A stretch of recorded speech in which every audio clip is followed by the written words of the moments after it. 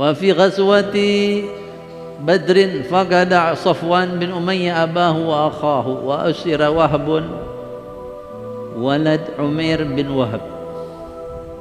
اتفق صفوان مع ابن عمه عمر بن وهب في الحجر من البيت الحرام على اغتيال رسول الله صلى الله عليه وسلم بشرط أن يقضي صفوان ديون عمير وأن يتولى شأن أولاده من بعده إلى آخره.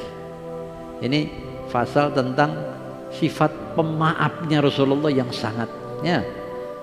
Minggu-minggu lalu sudah kita bahas sampai sekarang tambahan ini. Wa fi ghazwati Badar, dalam perang Badar ada seorang kafir Quraisy yang namanya Safwan bin Umayyah.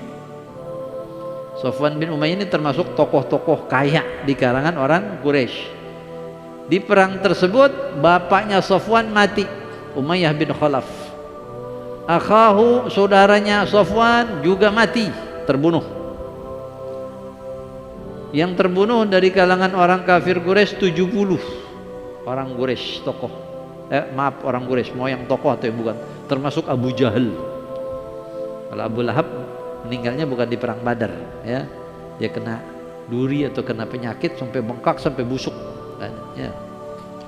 Sampai mayatnya aja nggak bisa dikubur saking baunya, hanya ditimpukin pakai batu aja supaya tertutup. Itu Abu Lahab, ya. Hukuman dari Allah. Sayyidina Jibril nunjuk dengan jarinya dari jauh, kena tuh langsung, ya. Ketika turun, inna kafainakal mustahzin, kami cukupin kau ya Muhammad dari orang-orang yang mengolok-olok kamu, yang jahat-jahatnya. Abu Jahal, Abu Uqbah bin Abi Mu'aid, ya, Al-Walid bin Mughirah, Abu Lahab, Abu Jahal, semuanya terbunuh. Tapi ada yang nggak ikut perang, ya, meninggal juga. Nah, di sini Umayyah bin Khalaf juga termasuk 70 orang yang mati dalam perang Badar. Kalau sahabat Nabi 14 yang mati syahid dalam perang Badar. Cuma 313 sahabat melawan hampir 1000 orang pasukan kafir Quraisy. Orang Quraisy dan konco-konconya ada yang sekeliling itu, Bani Khuza'ah atau Bani apa, ya. Tapi pertolongan Allah Subhanahu wa taala sehingga menang. Umat Islam yang mati syahid cuma 14. Yang orang kafir 70.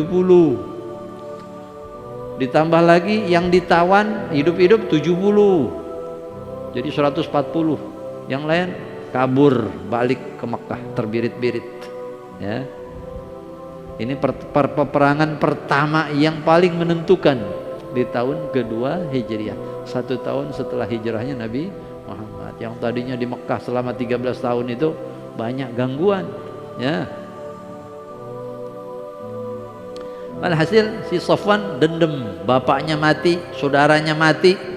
Kemudian ada sepupunya namanya Umair bin Wahab. Dia punya anaknya namanya Wahab juga, Wahab bin Umair bin Wahab.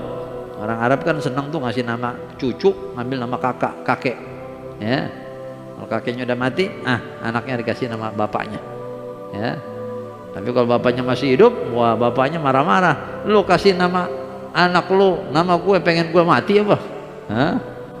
Tersinggung biasanya. Kalau bapaknya masih hidup, cucunya dikasih nama yang sama. Nah, tapi kalau udah meninggal, itu bukti baktinya si anak, ngasih nama anak nama engkongnya kakeknya, ya. Jadi si sepupunya Safwan ini orang miskin, ya, apa adanya deh, bukannya miskin, pas-pasan. Anaknya si Wahab, anaknya Umair ini namanya Wahab, ditawan dalam perang Badar, dibawa ke Madinah. Maka ketika suatu hari mereka berdua nih, si Umair bin Wahab sama Safwan bin Umayyah sepupu, lagi duduk-duduk di Hijr Ismail di Ka'bah. Aduh, ini kalaulah bukan saya mikirin istri saya dan anak-anak saya takut terlunta-lunta kalau saya mati. Saya berangkat nih ke Madinah, saya bunuh Muhammad biar puas ini dendam saya. Anak saya juga di sana ditawan. Kata si Safwan yang orang kaya, sepupunya dia, "Khalas, Ya, si Umair ini emang berandal, jagoan berantem, ya. Gini aja ya sepupu katanya. Ya Umair, urusan anak ente, keluarga ente, ana yang tanggung. Anak ente kayak anak dah. Memang masih family kan. Asal ente bunuh Nabi Muhammad, khalas. Ente gak usah khawatir. Ini urusannya apa? Kalau ngebunuh Nabi Muhammad sendirian datang, urusannya mati juga dia. Ya, kenapa? Sahabat-sahabat pasti balas. Kalau dia datang pura-pura mau nebus anaknya, ada kesempatan dia bunuh Nabi Muhammad, ya dia udah siap mati juga. Pasti sahabat membalas, ya kan? Jadi bersekongkol lah mereka berdua. Ya udah, janji, ya. Cuma berdua nih, bisik-bisik nih. Kemudian si Umar minta, Safwan, ente jangan cerita-cerita sama orang Quraisy ya. Khalas, kita berdua aja nih. Jangan sampai bocor. Walaupun sesama orang kafir Quraisy. Nah, dia siap-siap berangkat ke Madinah. Si Safwan udah siapin pedang. Udah diasah, disisipin, taburin racun. Ya, mungkin racun kalajengking atau ular padang pasir, ya, dilumurin dah. Supaya kalau bacok, andaikan nggak mati ya mati kena racunnya. Nah, udah siap berangkat sih. Siapa si Wahab, Umar bin Wahab, anaknya dia yang ditawan namanya Wahab. Ya, si Umar ini berangkat bawa pedang. Ya biasa orang musafir Arab naik onta bawa pedang. Sampai ke Madinah. Dari Mekah ke Madinah 400 kilo, 450 kilo. Di sini kemana? Ke Tegal kali ya. Kalau zaman dulu naik onta ya 8 hari 10 hari dah, ya.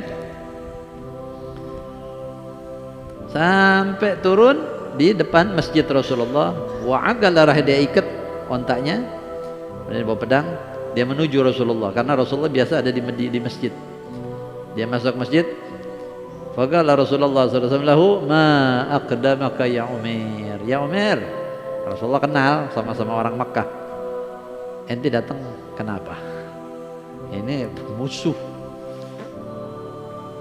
Dikatakan gadim tu ala asiri indakum, saya datang untuk tawanan perang anak saya yang kalian tawan. Ya, memang Rasulullah SAW kasih pengumuman buat orang Quraisy yang mau nebus, tebusannya bayar 2000 dirham atau 4000 dirham, tergantung kemampuan. Bahkan ada yang memang nggak mampu, keluarganya nggak mampu, tapi bisa tulis baca, suruh ngajarin anak-anak Madinah, anak-anak sahabat. Kalau ada 10 anak Madinah berhasil diajar bisa nulis baca, bisa berhitung, ini bebas.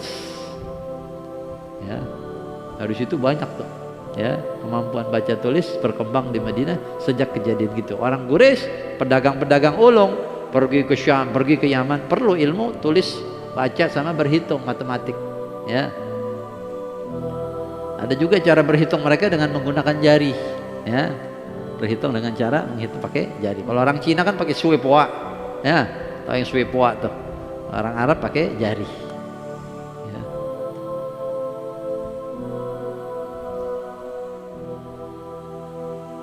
Kata Rasulullah sallallahu alaihi wasallam, "Usduqni ma aqdamak."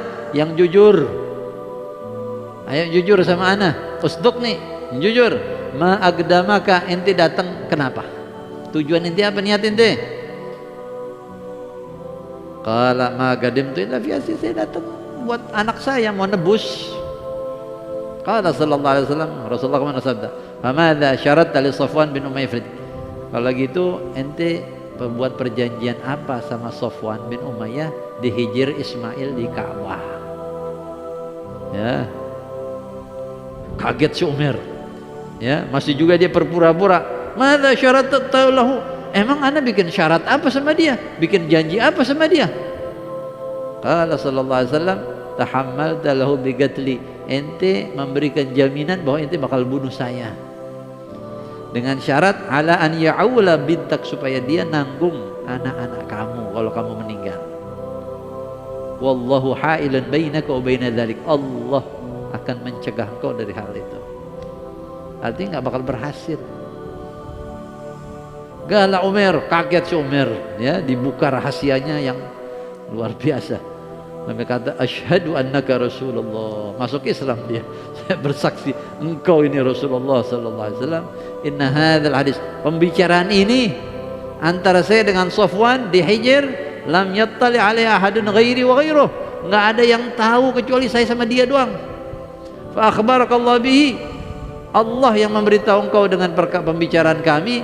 Amantu billah wa rasulih, aku beriman kepada Allah dan Rasulnya, ya.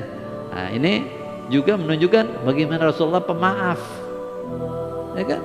Bisa aja ketika Rasulullah sudah diberitahu oleh Allah apa yang terjadi dengan ini, suruh tangkap, bunuh, apa-apa, ya. Tapi ini Rasulullah pemaaf, ingin menyelamatkan semaksimal mungkin orang yang masih bisa selamat untuk dapat hidayah.